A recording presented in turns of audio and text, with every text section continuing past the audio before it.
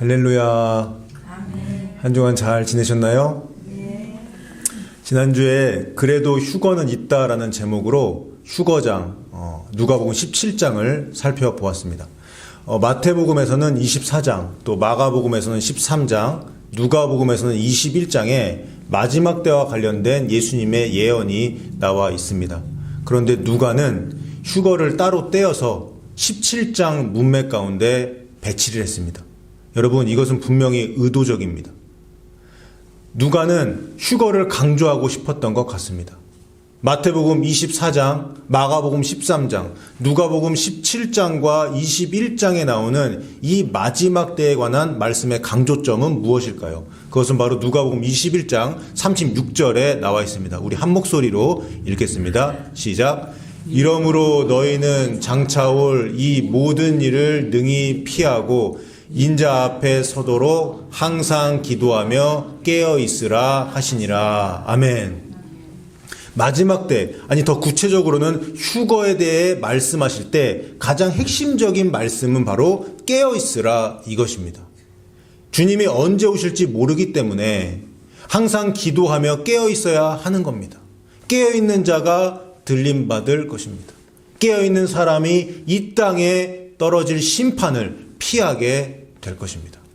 여러분, 지난 시간 본문이었던 누가복음 17장 마지막을 보면 많은 이들이 상징으로 보는 휴거 장면을 예수님께서 직접 언급하십니다. 34절에 밤에 부부가 한자리에 누워 있는데 한 사람은 데려감을 얻고 다른 한 사람은 버려둠을 당합니다. 35절에는 두 여자가 일을 하고 있는데 한 명은 하늘로 올라가고 다른 한 사람은 이 땅에 남게 됩니다.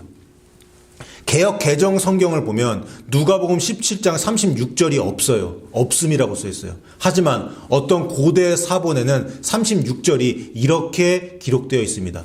두 남자가 밭에서 일을 하고 있는데 하나는 데려감을 당하고 하나는 버려둠을 당할 것이다. 이 말씀이 적혀 있습니다. 이렇게 세 번에 걸쳐서 휴거 사건을 묘사하자 제자들이 37절에서 질문을 합니다. 주님, 이런 휴거 사건이 도대체 어디에서 일어납니까? NIV 성경을 보니까 Where, Lord? 이렇게 질문을 해요. 이렇게 나와 있어요. 그러자 예수님께서는 죽어 있는 곳에는 독수리가 모이느니라 이 말씀으로 답하시는데 무슨 뜻입니까? 여러분, 죽음, 시체가 있는 곳에서는 어디든지 독수리가 몰려듭니다. 이와 마찬가지로 휴거 사건 이후에 일어나게 될 종말의 심판은 죄인, 즉 죽음이 있는 곳이라면 어느 곳에서든지 일어나게 된다라는 말씀이에요. 여러분, 죄인이 어디에 있습니까? 전 세계에 다 있습니다. 죄인은. 제자들이 이런 휴거 사건이 어디에서 일어납니까? 이렇게 질문하자 예수님은 전 세계 어느 곳에서나 죄인이 있는 곳이라면 다 일어나고 남은 자들은 환난에 남겨진다. 그 말씀을 하신 거예요. 예수님께서는 누가복음 21장에서 다시 이 말씀을 반복하시는데 35절에 이렇게 나와 있습니다.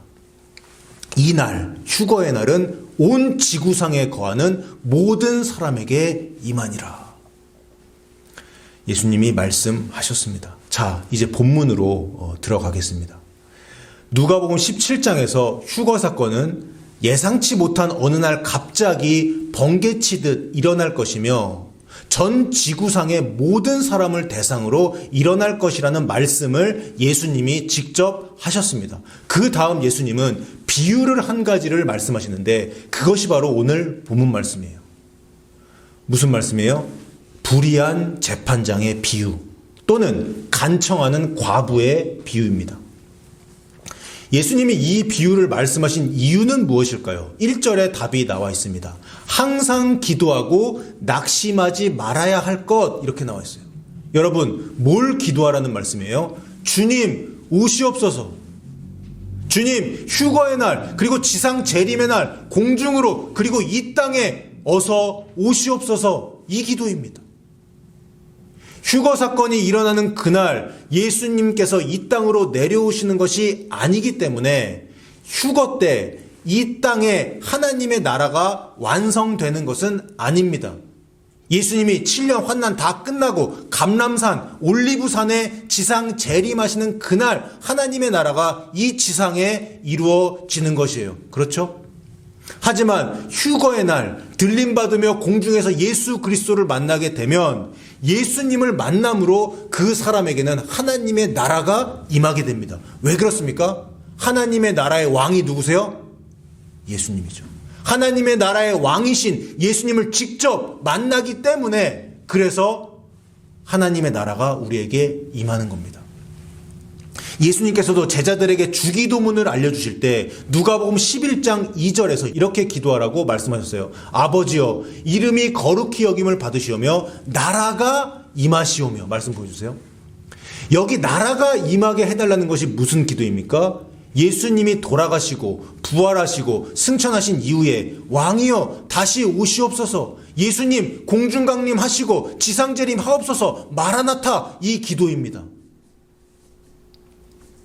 여러분 여기까지 들으시니까 18장 1절에서 말씀하신 기도가 어떤 기도인지 아시겠죠? 주 예수님 어서 오시옵소서, 오셔서 하나님의 나라를 이뤄주시고 원수를 물리쳐 주시고 이 땅에 공의와 정의와 구원이 임하게 하옵소서, 이 기도입니다. 18장 1절에 나와 있는 기도가.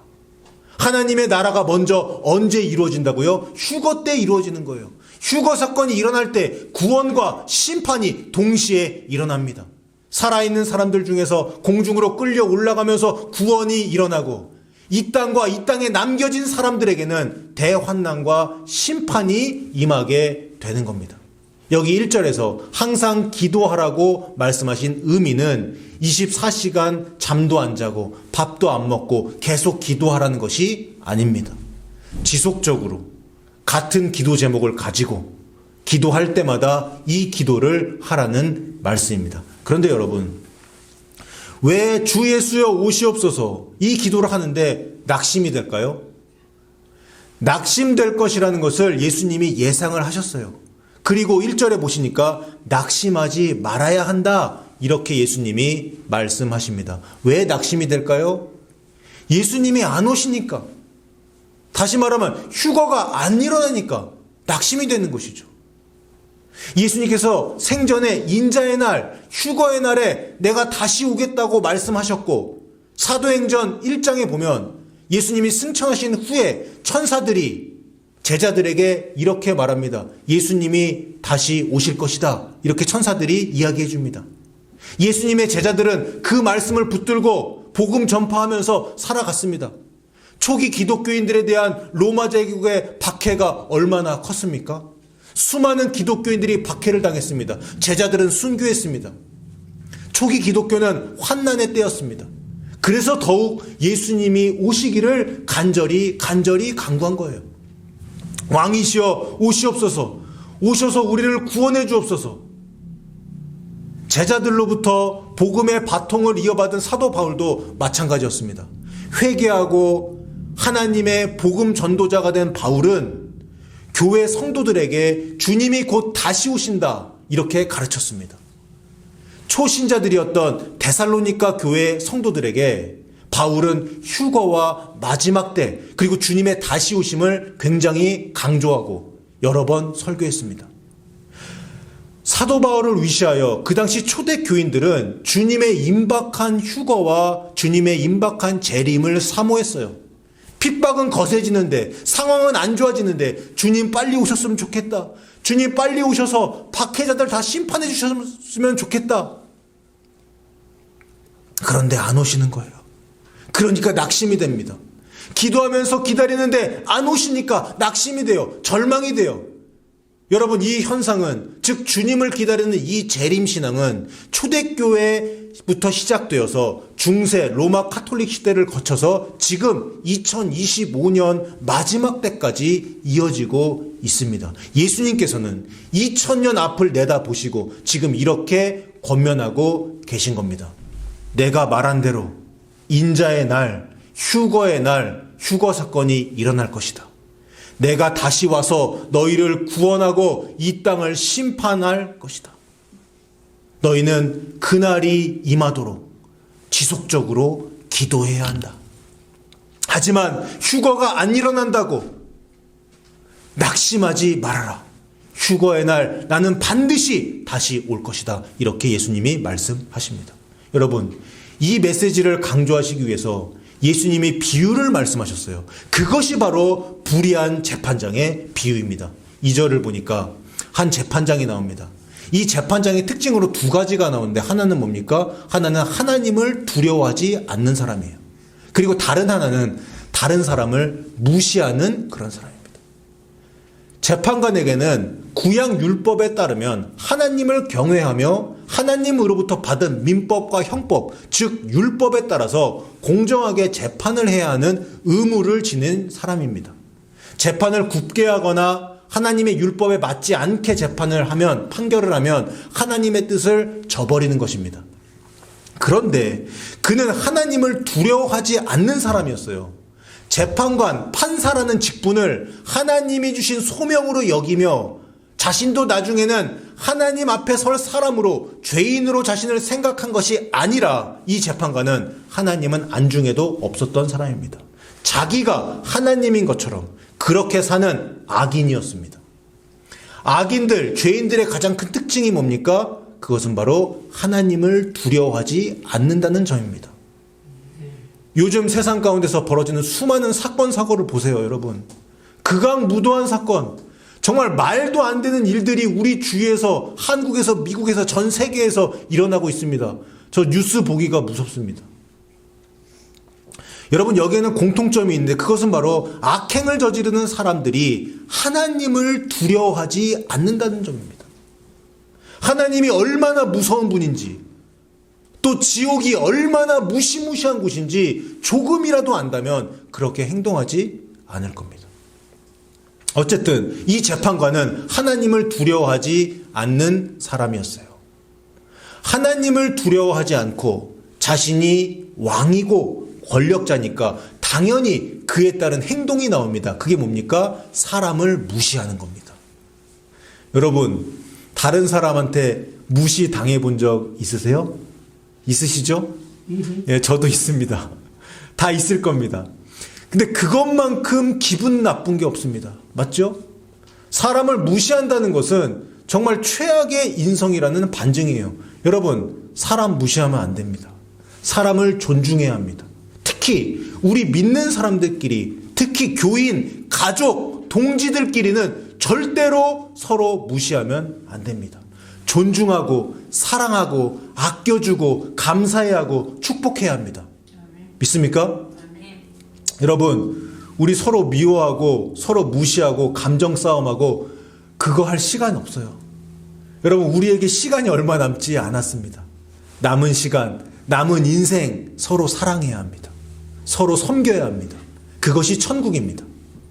그리고 여러분에게 좋지 않게 대하는 그 사람 위해서도 기도할 수 있는 그런 사람들 되셔서 천국에서 큰 상급 받으시는 여러분 되시기를 주님의 이름으로 축원합니다.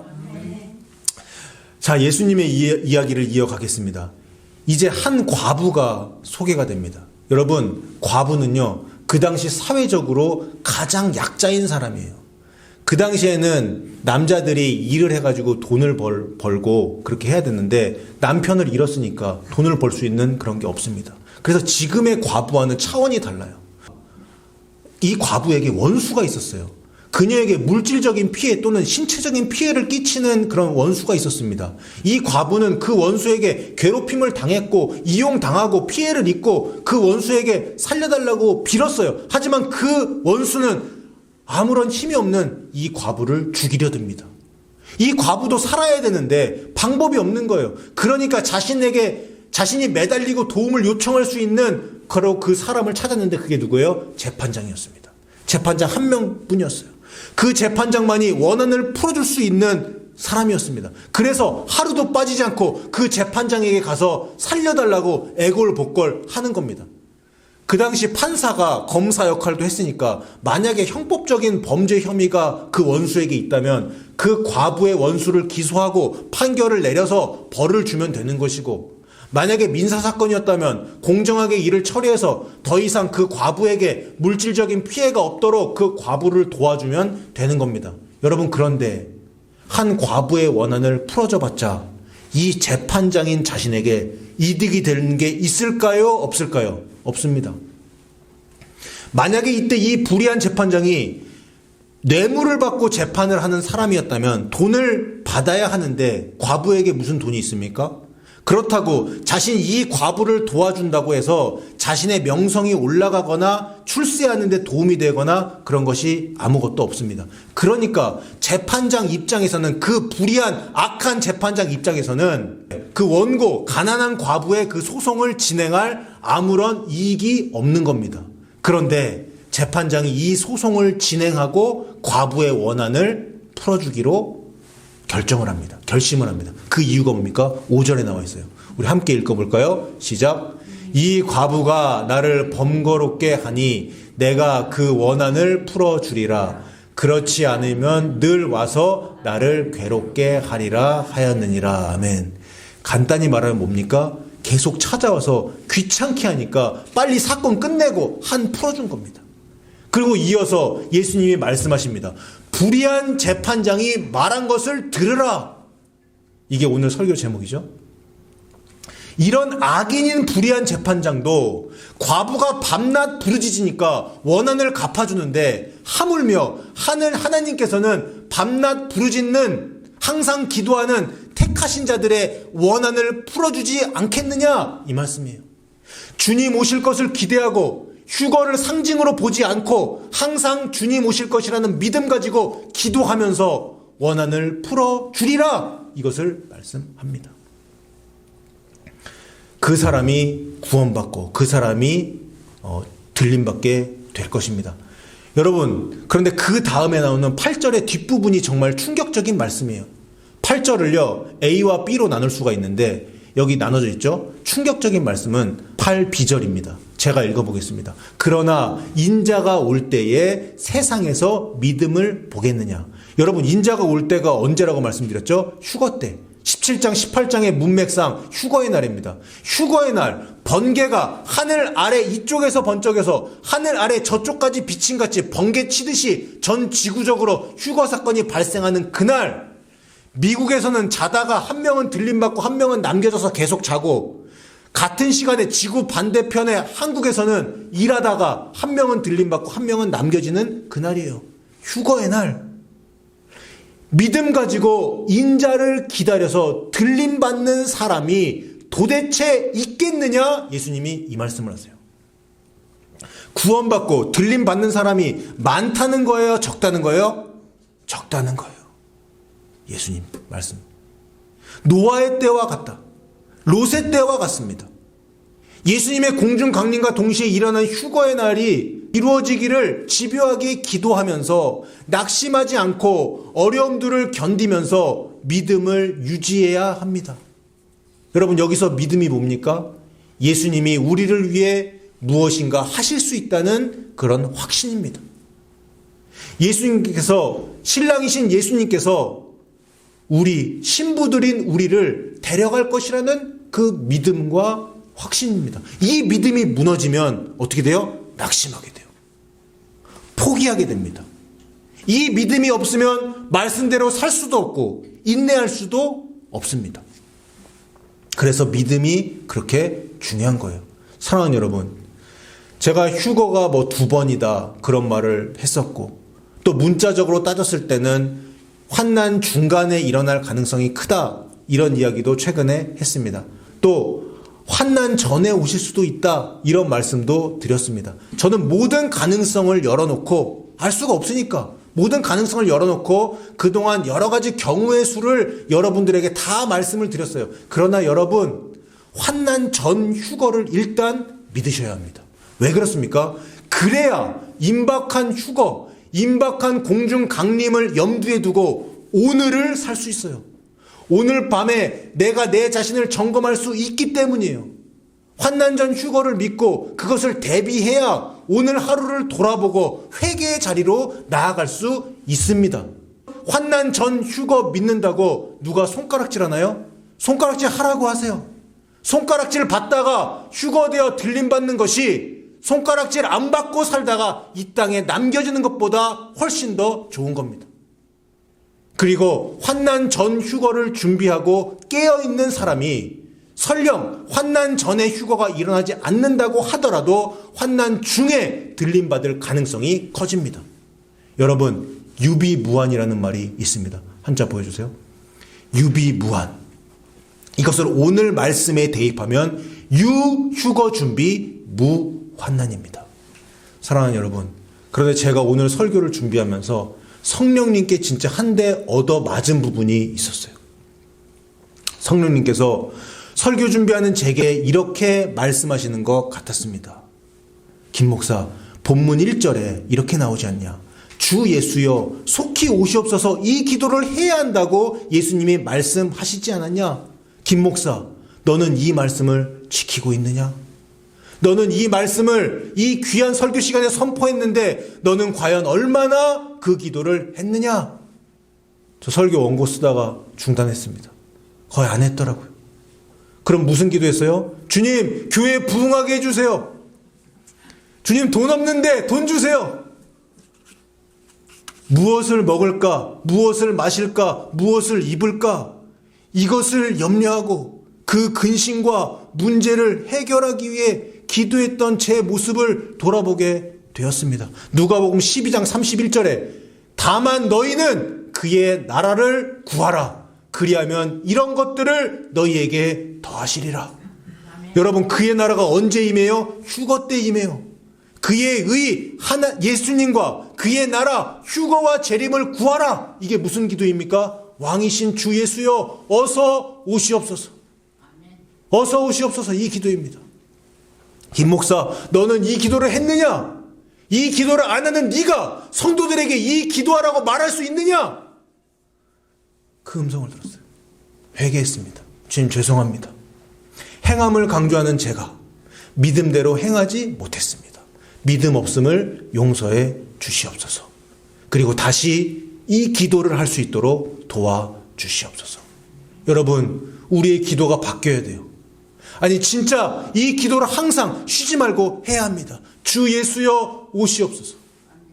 휴거의 날이 속히 임해서 예수님 만나고 이 땅의 모든 불의와 모든 악을 심판하여 주시옵소서, 이 기도입니다. 사랑하는 미주세안교회 성도 여러분, 우리는 휴거의 세대입니다. 그런데 들림받는 길은 좁은 길이라고 예수님은 말씀하십니다. 주님이 오실 때 이 땅에서 믿음을 보겠느냐? 이렇게 물으셨습니다.